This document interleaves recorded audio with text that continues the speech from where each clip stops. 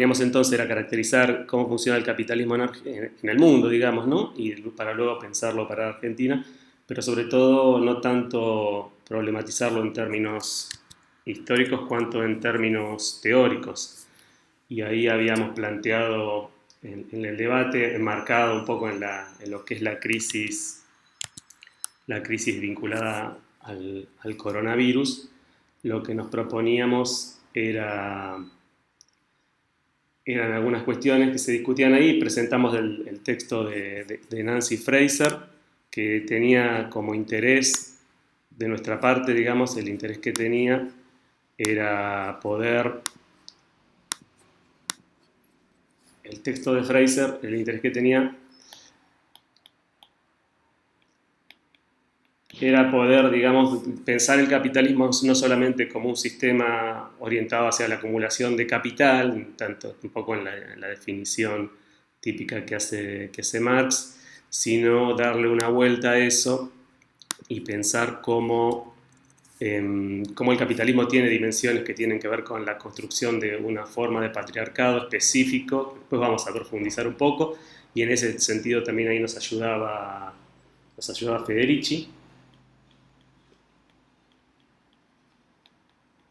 Federici lo que nos planteaba es, bueno, un poco cómo fue con la constitución histórica del patriarcado, fundamentalmente en Europa, pero nos parecía que aportaba elementos interesantes para conceptualizarlo.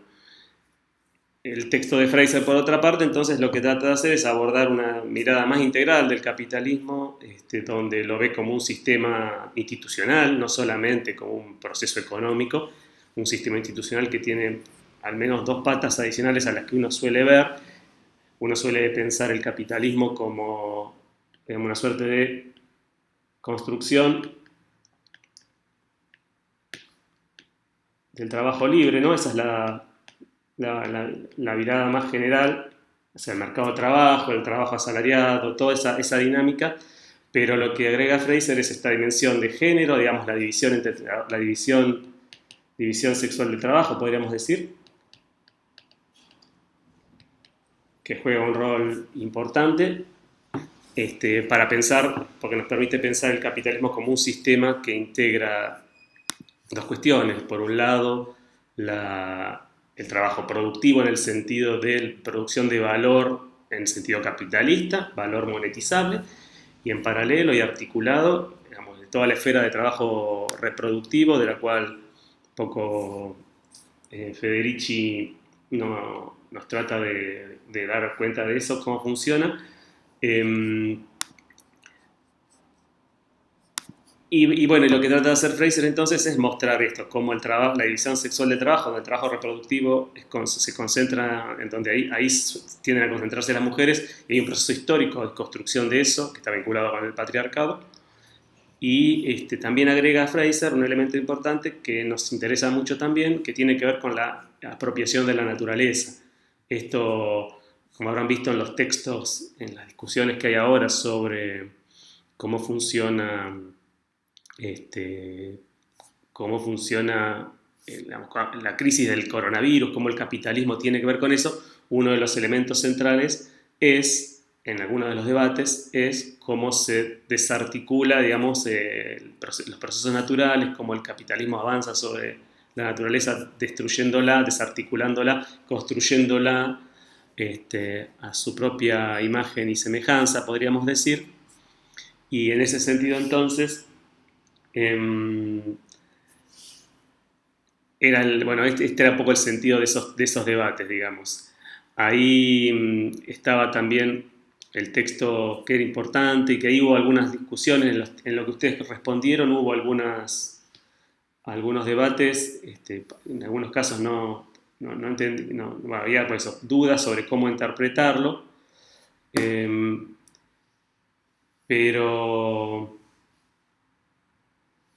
estaba el texto, estoy hablando del texto de Angelis, ese texto que planteaba la discusión sobre la acumulación primitiva, digamos, la continuidad del proceso de acumulación primitiva de capital. Tiene mucha importancia porque lo que permite pensar, y Fraser también lo plantea esto, pero más lateralmente, podríamos decir. Pero el texto de De Angelis lo que trata de entender es que lo que en Marx aparece, no solo, pero tiende a pensarse que en Marx aparece la acumulación originaria o primitiva. Perdón que mi letra es bastante mala, pero bueno, espero que esto ayude para ordenar. La acumulación originaria en Marx, o el marxismo tiende a pensarla como un proceso que no es permanente, sino que es un proceso inicial, digamos, del capitalismo, de la construcción del capitalismo. Y lo que trata de decir De Angelis, por su parte,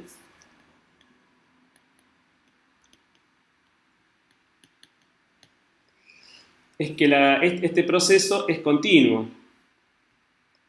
y que se produce todo el tiempo.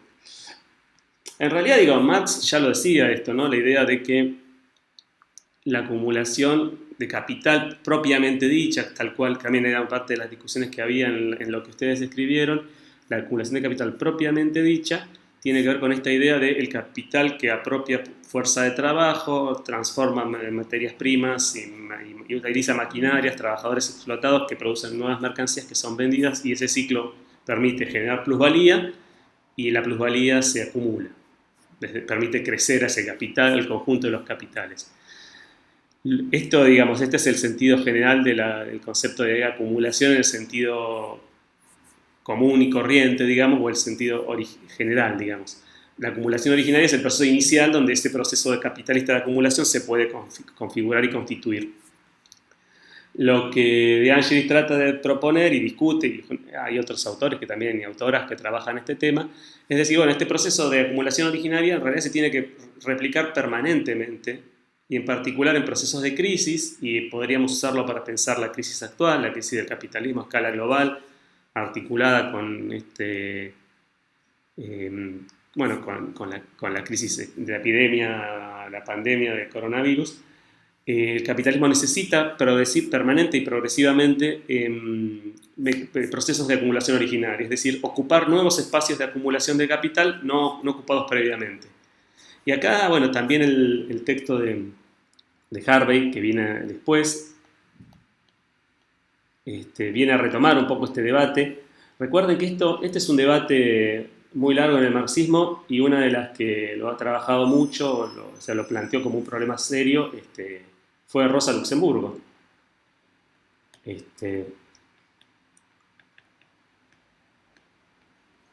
Tanto Harvey como De Angelis retoman ideas de Rosa Luxemburgo. Rosa lo que planteaba es que el proceso de acumulación capitalista en los países centrales necesitaba, digamos, de países no capitalistas, espacios, territorios no capitalistas, para poder continuar y reproducirse. Esta idea que ella la planteaba en un contexto muy particular, ¿no? Donde ella trataba de dar cuenta de el proceso imperialista, digamos, y este es un debate que, bueno, ustedes en la práctica ya lo están dando y nosotros ahí en algunos de estos textos aparecen, el de Harvey sobre todo, la idea del imperialismo como un proceso que está impulsado por la propia dinámica interna del capitalismo, es decir, los países centrales que han logrado acumular capital propiamente dicho, digamos, han logrado acumular y crecer el volumen de capital que tienen instalado, necesitan permanentemente de expandir sus territorios en el sentido de buscar nuevos mercados, buscar nuevas fuentes de materias primas, transformar territorios que no son capitalistas en nuevos territorios de acumulación de capital. Para eso necesitan transformar las reglas del juego, crear mercados de trabajo. O sea, el proceso original que surge en Europa, en el análisis que hace Marx, el capital necesita que se expanda a todos lados. Y agregaría acá que la idea que está detrás de estos abordajes es plantear que no solamente esto de la acumulación originaria es un proceso que tiene que ver con construir nuevos mercados, apropiar recursos naturales, transformar bienes comunes, materias primas, riquezas naturales en recursos naturales, es decir, medios de valorización del capital, sino que en realidad también la idea es que el capitalismo trata de invadir todas las esferas de la vida de diferentes maneras. Y acá, bueno, ahí recordemos que Nancy Fraser plantea hay algunas dudas respecto a cómo es la dinámica esta. No necesariamente esa apropiación de la vida se transforma en mercantilización de la vida. Lo que ocurre muchas veces es que, y ahí Fraser tiene razón y vamos a ver más adelante que esto funciona así, el capitalismo busca funcionalizar espacios de reproducción de la vida. O sea, transformar la dinámica interna de los procesos de reproducción de la vida en procesos adecuados al capital. Entonces, por ejemplo, no necesariamente el patriarcado en el capitalismo, el patriarcado capitalista, lo que Federici en otro texto llama el patriarcado del salario, no necesariamente esto implica que la relación patriarcal se mercantiliza, aunque puede mercantilizarse en muchas facetas. Por ejemplo, los contratos matrimoniales, digamos, donde hay intercambio de mercancías, además del contrato de matrimonio, puede ser una faceta mercantilizada o mercantilizable. Pero hay esferas de la reproducción de la vida donde lo que opera no es tanto una mercantilización como una apropiación capitalista, es decir, un uso capitalista de la reproducción, por ejemplo, ¿no? O sea, nosotros y nosotras, todas las tareas de reproducción, la reproducción de nuestra propia vida no es un proceso capitalista en el sentido de mercantilizado. Nosotros vivimos y hacemos las cosas que necesitamos para poder reproducirnos en la medida en que queremos seguir viviendo. Pero no, digamos, nuestra propia reproducción necesariamente se mercantiliza. Ahora bien, esa reproducción sí puede convertirse en algo funcional, en un proceso que abona, que permite y favorece la reproducción del capital, la expansión del valor en sí mismo. Esta es un poco la idea también de que la acumulación de capital es un proceso, esta acumulación originaria también es un proceso continuo. El capitalismo busca apropiarse, continuamente apropiarse de estos procesos no capitalistas. Esto me parece que es también central para entender un poco el sentido del debate que están planteando. Y podemos pensar entonces que, bueno, este tipo de categorías nos pueden servir para pensar también lo que está pasando ahora en el marco de la crisis sanitaria, digamos, la crisis general que estamos atravesando, esta crisis que algunos autores denominan civilizatoria, donde el capitalismo está, ya digamos, la dinámica capitalista está poniendo en juego la vida en tanto tal, la vida en el mundo, y este tipo de pandemias dan cuenta de ello. Y entonces la pregunta es, bueno, si no hay, digamos, no estamos en una etapa donde el capitalismo tiene que ser superado por otra forma de organización social, a costa de que si esto no ocurre, digamos, la próxima etapa de la dinámica de la apropiación capitalista sea más barbárica, digamos, ¿no? En este sentido, ya Rosa Luxemburgo lo planteaba, esta idea de revolución o barbarie, era un poco esa discusión. Entonces, este era el sentido de ese debate que nos parecía que era fundamental plantear. Como decía entonces recién, esta idea de que la acumulación originaria de capital es un proceso permanente y es fundante, digamos, de la dinámica de acumulación stricto sensu, digamos, del capitalismo, es importante a la hora de revisar, de leer el texto de Harvey, ¿no? Harvey habla de la acumulación por desposesión, y cuando habla de la acumulación por desposesión está hablando de esto, está diciendo, el capitalismo, digamos, necesita desposeer a las personas, como lo hizo originariamente, para poder seguir expandiéndose. Desposeerlos de los bienes comunes, desposeerlos de su capacidad de trabajo, quitárselos, desposeerlos de nuestra autonomía personal, colectiva, en los distintos ámbitos de la vida. Por ejemplo, ¿no? Cuando se habla a veces de los procesos, después veremos un poquito, pero cuando se hablan de procesos de modernización en la dinámica, digamos, cuando los debates que se dan sobre qué tienen que hacer los países para desarrollarse, se habla de que los países deben modernizarse, modernizar sus instituciones, sus prácticas, etc. Sus formas de producir y organizarse. Vemos en Argentina, o lo vemos sistemáticamente, que los organismos internacionales de crédito, Fondo Monetario Internacional, Banco Mundial, proponen reformas estructurales que son fundantes de una nueva forma de organizar la vida y la producción. En estos procesos, lo que el capitalismo, digamos, lo que estas instituciones, como decía Fraser, estas son formas institucionalizadas de la dinámica capitalista, estas instituciones lo que proponen y tratan de impulsar son transformaciones que permitan a las distintas esferas de la vida ser más funcionales al capital. Y esto implica una suerte de desposesión de parte nuestra, digamos, ¿no? De nuestra propia vida. Lo que Harvey plantea como un punto central ahí, que después lo vamos a retomar, tiene que ver con el rol que puede tener el capital financiero. Una compañera el otro día me preguntaba sobre este tema, el rol del capital financiero en todo esto. Porque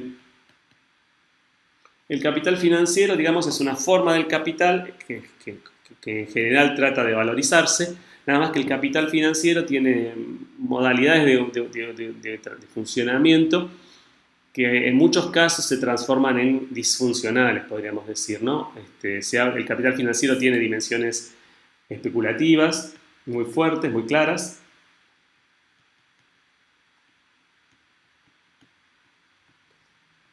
Y en este sentido cumple un rol disfuncional, digamos, porque no permite valorizar el capital productivo. El capitalismo, digamos, está estructurado como sistema social en torno a la valorización del capital productivo, en tanto ese capital productivo esa valorización permite controlar el trabajo humano. Acá no lo hemos visto aún o sea, no lo hemos incorporado, pero el otro día en relación a una pregunta que hizo un compañero de ustedes en el foro de preguntas generales, un compañero le recomendé la lectura de un texto, la recomendé ahí, digamos que es un texto de Harry Cleaver, que seguramente luego podamos retomar, que es un texto que se llama Una lectura política del Capital, o sea, una lectura política del libro de Marx. En realidad hacer una revisión de algunos de los capítulos y algún debate más general, pero uno de los puntos centrales en todo esto es que la acumulación de capital, el concepto en sí mismo de acumulación de capital, tiene que ver con no solamente la valorización del valor, sino que valorizar el valor quiere decir controlar el trabajo, porque el valor, el capitalismo, el valor capitalista es trabajo acumulado y acumulable. Entonces, el rol del capital financiero en este punto es importante, aún en su faceta, puede ser en una faceta especulativa, donde lo que se valoriza es un capital que es ficticio. Cuando hablo de capital ficticio, hablo de un capital que no tiene un vínculo directo con la producción, que no refleja, no es una representación de producción material, de fábricas, de trabajo humano, sino que es una forma ideal, podríamos decir, de capital, pero que tiene un rol, digamos, que tiene una implicancia en la reproducción general del capital. Entonces, la idea, el papel del capital financiero, que Harry Cleaver lo toma como muy fuerte, David Harvey lo toma como un punto central en su idea de acumulación por desposesión, el capital financiero juega un rol productivo muy importante, aún, digamos, a pesar del rol especulativo del capital ficticio, porque permite, por un lado, desplazar recursos, poder, digamos, de control social de un territorio a otro, permite al capital en Estados Unidos trasladarse, transferirse a la Argentina para apropiar recursos acá, por ejemplo. Esta idea del imperialismo tiene que ver con eso, ¿no? Una exportación de recursos, de capital, de los países centrales a los países dependientes, periféricos, con el fin de poder, digamos, aumentar la valorización. Harvey lo que dice es que es central el capital financiero en estos procesos de transformación de territorios no capitalistas en espacios de reproducción del capital, en las distintas facetas. Podemos pensar, por ejemplo, el capital financiero que permite comprar empresas estatales, públicas. Entonces, un espacio de reproducción no privado, público, estatal, se transforma en un espacio de reproducción del capital. O procesos donde el capital financiero apoya emprendimientos, por ejemplo, en el área de salud, la creación de espacios de salud privada, donde la salud es un complemento, digamos, la salud es la excusa para valorizar el capital. La salud o la enfermedad. Y bueno, acá pensando, ¿no? Para pensar en el rol que pueden tener estos mecanismos en el caso de la actualidad. Pero bueno, ahí el capital financiero juega un rol productivo fundamental, que es trasladar el capital de los países centrales o de espacios de acumulación exitosos a otros espacios donde la acumulación puede ser exitosa. o procesos actuales donde hay flujos enormes de capital financiero que vienen en distintas modalidades para colocarse a través de distintos instrumentos en la producción de bienes y servicios públicos, carreteras, puertos, aeropuertos, distintas formas de infraestructura, donde el Estado media, y el capital opera un papel importante, el capital financiero ahí. Entonces, a pesar de que es ficticio, que no representa en sí mismo ningún valor real concreto, sí permite trabajar en ese sentido. Y agrego acá otro elemento, por ejemplo, acá hay un texto que está en la bibliografía complementaria en este momento, que es un artículo corto, un capítulo, un libro de Anwar Shaikh. Está en la bibliografía complementaria creo que de la tarea número 2 o la número 3, no recuerdo ahora, pero después se las voy a compartir. Y él plantea ahí algunos debates respecto a cómo se organiza el capital en su conjunto. Y el capital financiero acá tiene un papel central en la transformación general del capitalismo a lo largo del tiempo, porque permite la centralización y la concentración del capital. Cuando hablamos de centralización, estamos hablando de que varios capitales se unifican en una sola unidad. No tanto en términos de volumen, sino en términos de control. O sea, la centralización implica eso. Varias empresas, por ejemplo, pensando en ahora, varias empresas del área de la informática o de las redes sociales se unifican, digamos, bajo distintas formas. Una compra a la otra, o se juntan y se convierten en una nueva empresa. El año pasado o el anterior, por ejemplo, Bayer y Monsanto se unificaron en una sola empresa. Bayer-Monsanto se llama. Esa Bayer-Monsanto ese proceso fue un proceso primero de centralización del capital. El capital, que eran dos empresas independientes, pasan a ser una unidad.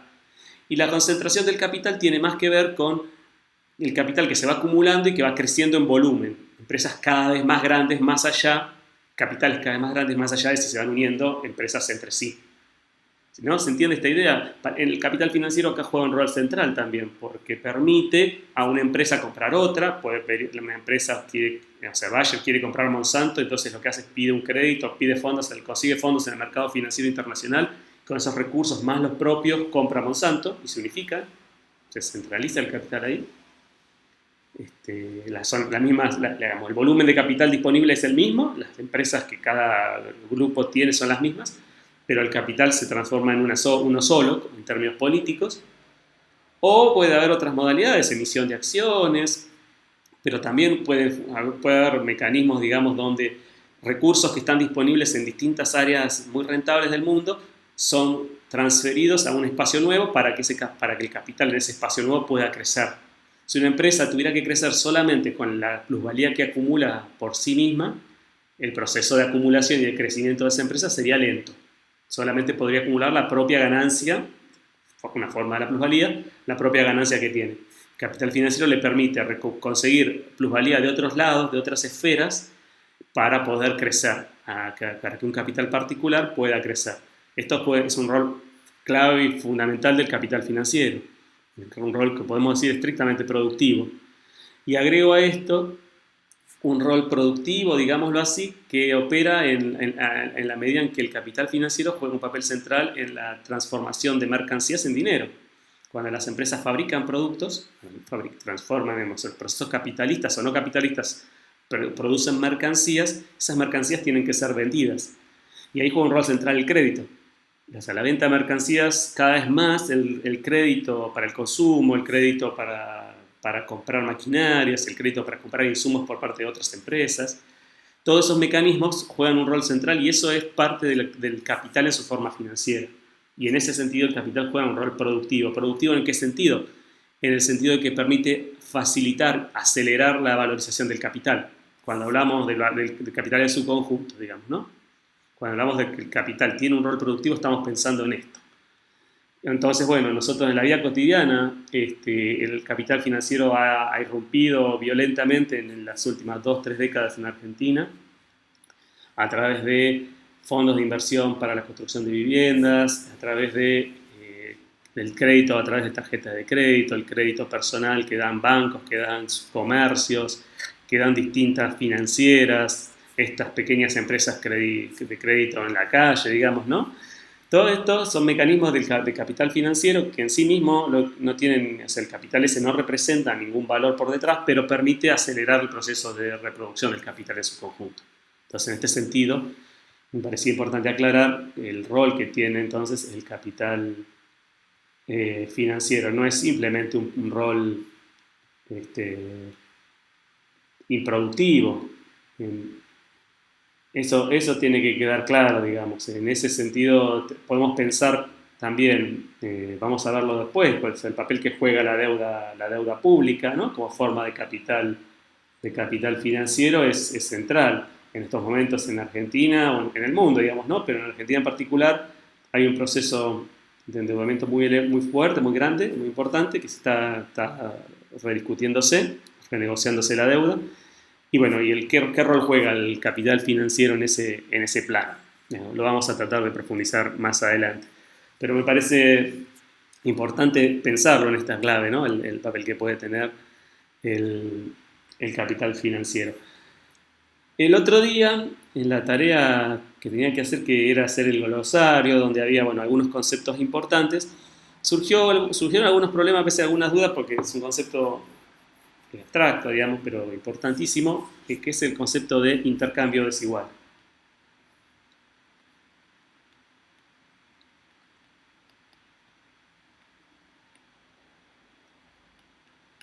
El concepto de intercambio desigual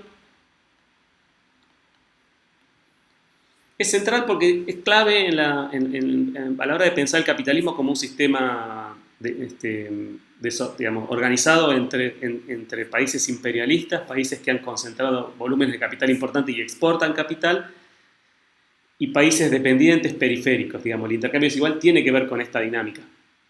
Después vamos a ver algunos otros debates alrededor de esto, pero cuando pensamos en el intercambio desigual, lo que estamos pensando es que había algunos conceptos que aparecían que yo los traté de explicar en uno de los intercambios que tuvimos con algún estudiante.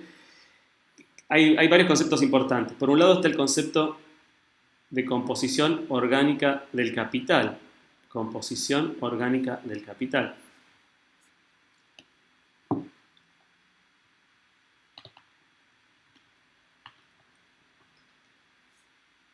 Este concepto... Uy, se borró. Puede fallar, ¿no?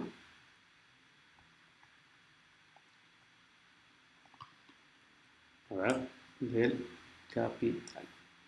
Ahí está. Este concepto es importante porque da cuenta de la relación que hay en cada economía entre la cantidad de capital constante, en el sentido de Marx. Acuérdense, capital constante. En Marx, ustedes lo deben haber visto, digamos, en alguna materia, son las maquinarias o los insumos materiales que son utilizados para la producción.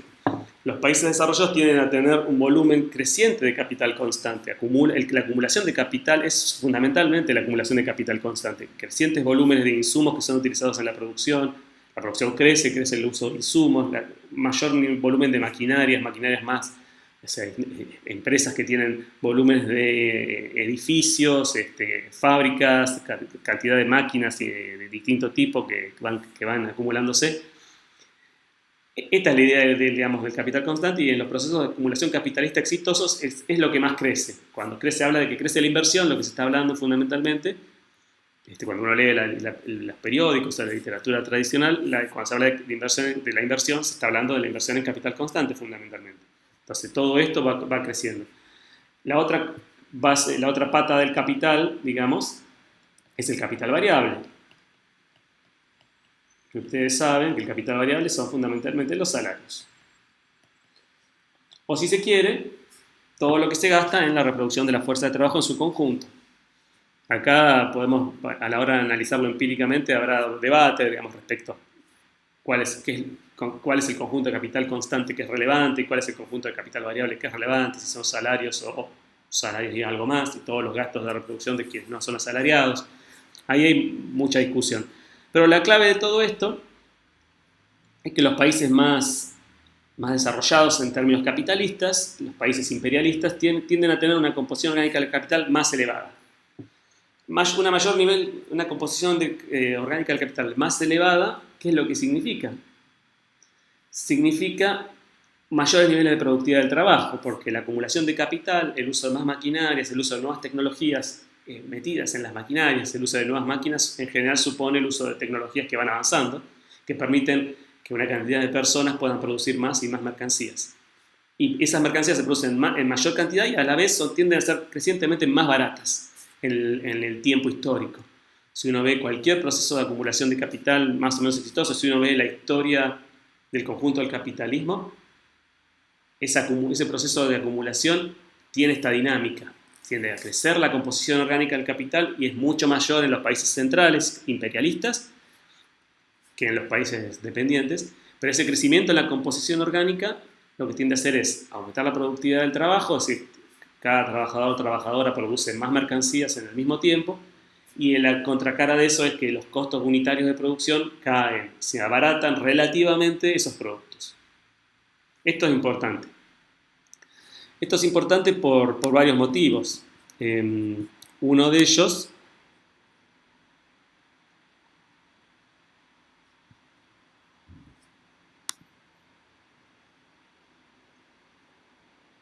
no estaban viendo la pantalla, ¿no? Me parece. Se veía la pantalla. Bien, por eso, porque uno de sus compañeros eso que dice intercambio desigual y eso se está viendo. Listo, gracias. Estuve hablando 40 minutos sin pizarrón. Entonces, lo que señalaba,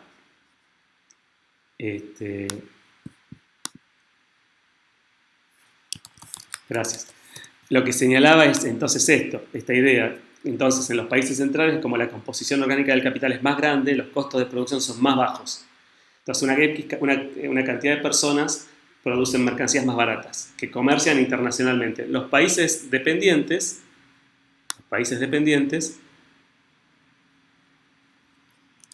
ahí me preguntan si la composición orgánica refiere al capital constante. No, la composición orgánica refiere a la relación entre el capital constante y el capital variable.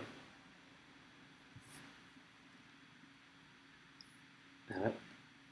Capital constante sobre capital variable. Esa es la composición orgánica. Es una relación entre cuánto capital, con cuántas máquinas e insumos se utilizan en relación a cuántos se gasta en salarios. Esta es un poco la idea. Exacto, ahí Camila dice la relación entre ambos capitales, exactamente. Esta es la idea. Entonces, los países centrales imperialistas tienden a tener una mayor composición orgánica del capital. Entonces, productos más baratos a la hora de comerciar internacionalmente. Los países dependientes tienen menos composición orgánica del capital y, por lo tanto, productos más caros relativamente. Pero los productos se venden en el mercado mundial a un solo precio. Todo se vende al mismo precio, digámoslo en términos generales, a lo que se llama un mismo precio de producción. Voy a borrar esto. Ahí hay un concepto que es importante, que es ese, el precio de producción, digamos, que se determina a nivel global. Hay un precio general para todos los productos a escala global, que después obviamente tiene un montón de determinaciones, digamos, es más complejo que esto, pero en términos generales,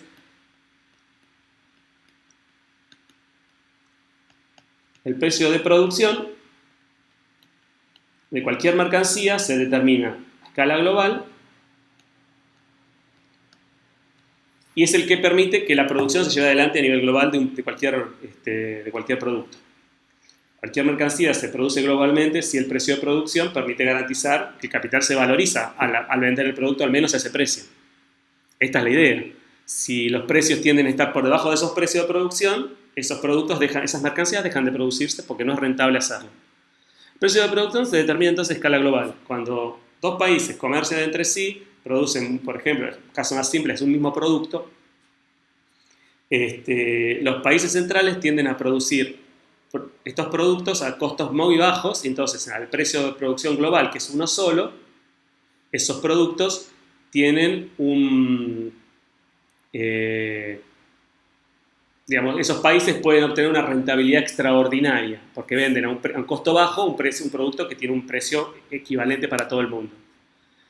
La contracara de eso, ¿cuál es?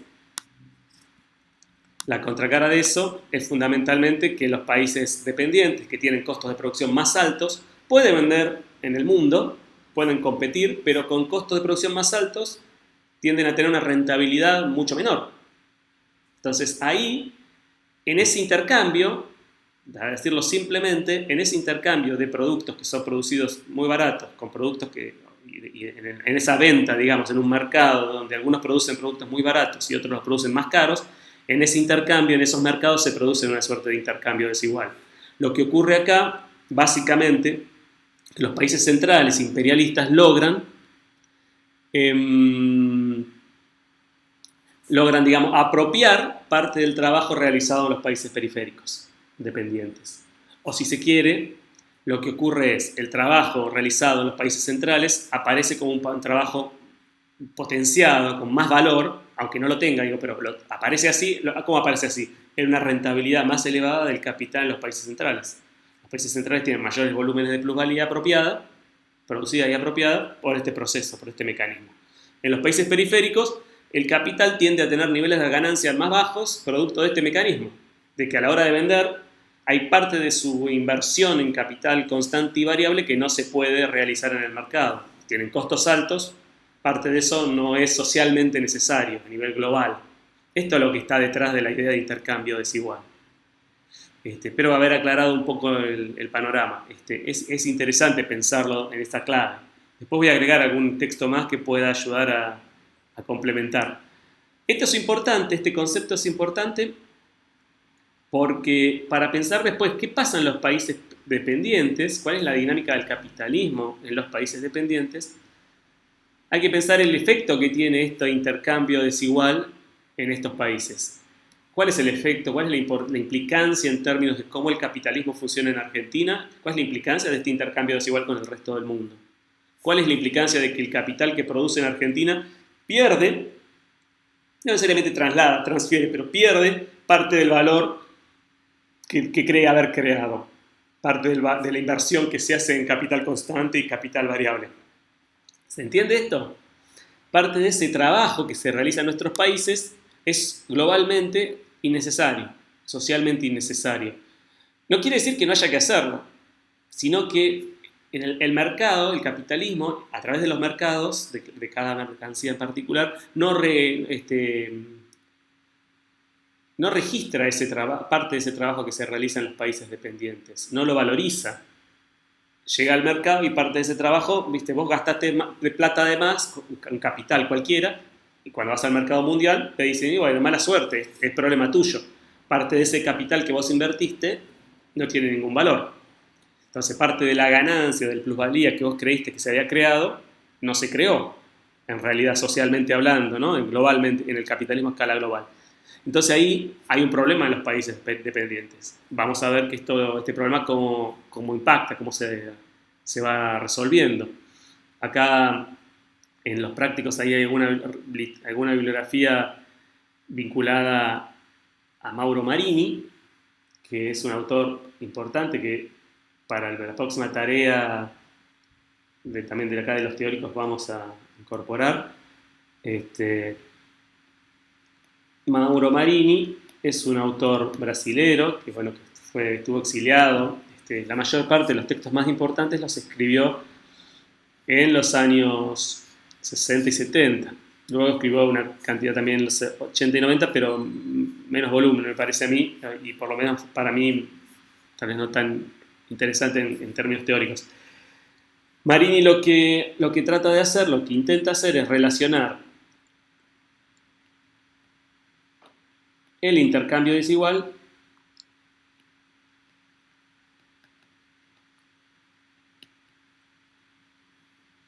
con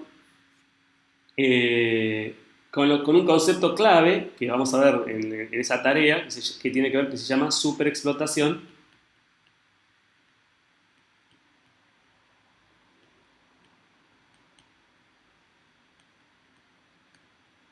de la fuerza de trabajo.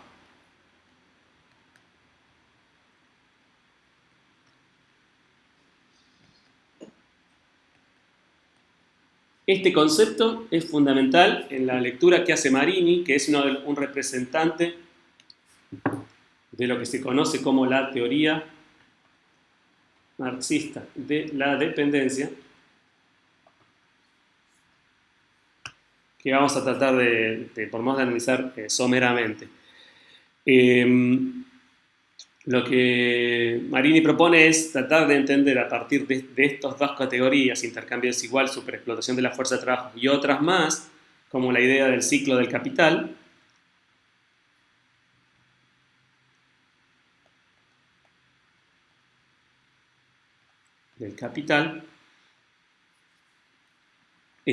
tratar de entender cómo se reproduce el capitalismo en los países dependientes y qué significa dependencia en términos teóricos, digamos. Esto lo vamos a estar viendo más adelante. Pero entonces, bueno, pero me parecía importante rescatar esta idea del intercambio desigual porque es fundamental para entender que los vínculos que se establecen en el mercado mundial capitalista no son vínculos de iguales. No es que el mercado libre crea patrones de equivalencia, digamos. Si bien las mercancías se venden en ese mercado mundial a un precio de producción igual para todas, claro, cada conjunto de mercancías tiene un precio de producción propio, ¿no? En los intercambios que se desarrollan entre los espacios nacionales de producción de valor quiero decir espacios nacionales de producción de plusvalía, producción de explotación, cada espacio nacional es un espacio de producción de valor en sí mismo, esta idea de Fraser, de que el capitalismo es una estructura institucional, la existencia de las naciones, de los límites nacionales, de esas normas, de esas leyes, etcétera, de esos espacios diferenciados, es importante. Pero entonces lo que Marini propone hacer entonces es pensar cómo estos intercambios de los países centrales, imperialistas y los dependientes periféricos son intercambios también desiguales y que plantean, digamos, a los países dependientes problemas específicos en el marco del capitalismo, circunstancias particulares, digamos. Esto es central para entender qué es lo que está pasando en el capitalismo hoy mismo, digamos, ¿no? Cómo se articulan, se organizan las relaciones entre los espacios nacionales y el rol que están teniendo, creciente, que están teniendo las empresas transnacionales, ¿no? Que tienden a crecientemente, parecen que están por arriba de las naciones. Esta es un poco la idea que me parecía importante recuperar también, digamos, de lo que fue el trabajo que hicimos que estuvieron haciendo, digamos, el otro día. No sé si hay alguna duda particular. Lo que les propongo es, ya estamos casi en las 11, yo a las 11 tengo que cortar.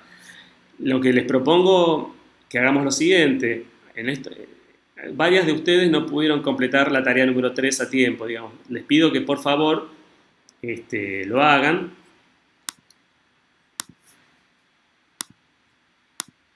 Que lo hagan, que es importante. Que traten de hacer esta tarea. Y esto por un lado.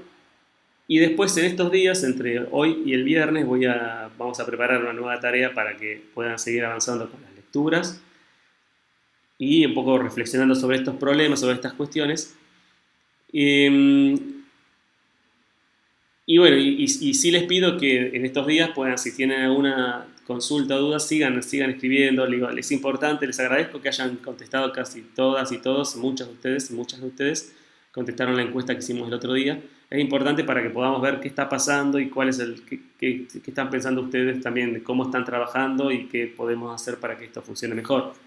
Dentro de las limitaciones de los recursos físicos, materiales que somos nosotros y nosotras y estos recursos online y estas cosas.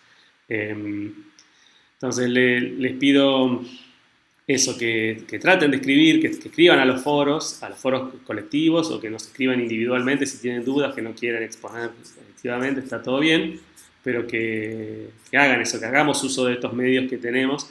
Y iremos viendo si podemos utilizar otras herramientas para hacer que el curso que estamos haciendo online en condiciones muy precarias, en la medida en que vamos avanzando en el cuatrimestre, pueda ir funcionando. También vamos a decirles en estos días un poco cuál es la dinámica general de evaluación del cuatrimestre. Estamos evaluándolo Los trabajos, ahí me preguntan si los trabajos los corregimos. Los trabajos los estamos leyendo, pues son un montonazo, y los vamos leyendo colectivamente, tratando de sacar conclusiones generales de los mismos, digamos. Nosotros valoramos, por un lado, que ustedes los presenten, los trabajos los entreguen, esto es importante. Si los entregan a tiempo, mejor, pero que si no los pueden entregar a tiempo, que los entreguen igual a través del campus. Siempre a través del campus nos facilita la tarea a nosotras y nosotros acá en la cátedra. Así que es importante que los hagan, porque implica esto, nos permite ver cómo están avanzando, qué cosas comprenden, qué cosas no comprenden bien. Bueno, dónde hay problemas, entonces es importante que los hagan. Nosotros lo valoramos y es parte de la valoración general que vamos a hacer en el conjunto del cuatrimestre. Estamos repensando un poco el sistema de evaluación general, pero por eso en estos días les vamos a comunicar exactamente un poco cómo vamos a hacer el conjunto de la evaluación.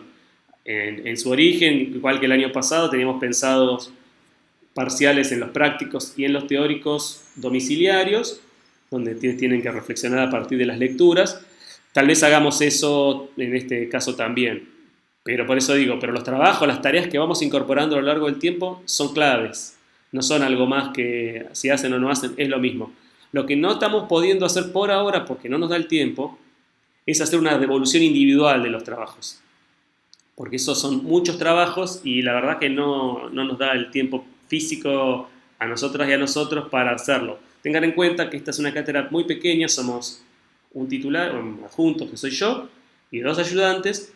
Tenemos dedicación simple a este trabajo concreto, es decir, tenemos otros trabajos. Yo soy investigador de CONICET, Emiliano también es investigador de CONICET, Leandro es becario postdoctoral de CONICET, o sea, nuestro trabajo principal es otro, y hacemos otras tareas, entonces, de manera tal que hacemos lo posible porque este proceso nos pueda funcionar bien, nos sirva a todos y a todas. Lo que sí hacemos, y eso se los digo seriamente, registramos quiénes te entregan los trabajos, esto es fundamental, que los hagan y cuáles son los problemas que surgen digamos, en esos trabajos. Entiendo que ahí me preguntan por el tema de la bibliografía, entiendo que la bibliografía es bastante, y entiendo que ustedes están cursando otras materias. Esta materia en general es una materia con mucha bibliografía. Trataremos de ir acomodándonos. Es una materia muy intensa y como es de economía tiende a pasar que son temas que están un poco lejanos a lo que ustedes suelen estudiar, digamos. Así que nada, esto, les pido que esta cuestión la tomen en consideración y eso. Y hagamos todos y todas el esfuerzo. Yo, de nuevo, si surgen circunstancias fuera de su control o si ustedes no se sienten en condiciones de hacer los trabajos, no los hagan, no hay problema. Traten de decirnos estas cosas, comunicarse con estas situaciones, porque para nosotros y nosotras es importante que ustedes nos digan qué les está pasando y para encontrar modalidades que puedan adaptarse a esas situaciones. Tampoco no nos interesa, digamos, forzarlas a que hagan las cosas sí o sí, o que dejen la cursada. Y les pido a ustedes que están acá viendo esto en vivo, que les digan a sus compañeros y compañeras que no están hoy, que sostengan esto, y a quienes saben que se pueden haber desincentivado o desmotivado, que por distintas situaciones están dejando de cursar, que traten de incentivarlos a seguir. Estamos haciendo todo lo que podemos, lo que está a nuestro alcance para que esto pueda salir adelante. Vamos a estar comunicándonos también con la gente de la facultad, departamento, facultad y universidad para ver en todo esto que ustedes nos han dicho en la encuesta y en intercambios particulares, cómo podemos hacer para que esto funcione mejor. Así que les agradezco a todas y a todos. Ahí Alejo hace una consulta sobre el intercambio desigual cuando son mercancías distintas. Le voy a decir que lea el texto de Mauro Marini, Dialéctica de la Dependencia, que lo voy a poner como parte de la tarea de la próxima tarea. Ahí lo pongo en el coso de Rui, en el chat, digamos, Mauro Marini. Ese texto discute un poco ese problema. Y después voy a compartir alguna cosa más por si les interesa profundizar. Es un tema importante, pero de nuevo es como un tema complejo y que un poco escapa a los intereses generales de la cursada. pero si hay interés voy a compartir algún material. Así que nada, quedamos en eso, estamos en contacto por el campus, seguramente hagamos estos encuentros semanales de 40 minutos, 45 minutos para ir revisando conceptos y cuestiones así. No sé si lo de la pantalla esta pizarrón funciona, mi letra es pésima, como verán, pero bueno, a mí me sirve para ir como marcando algunas ideas. Así que bueno, les mando, genial, veo que a muchos les suma. Así que les mando un saludo y bueno, estamos en contacto, ¿sí? Que tengan buen día.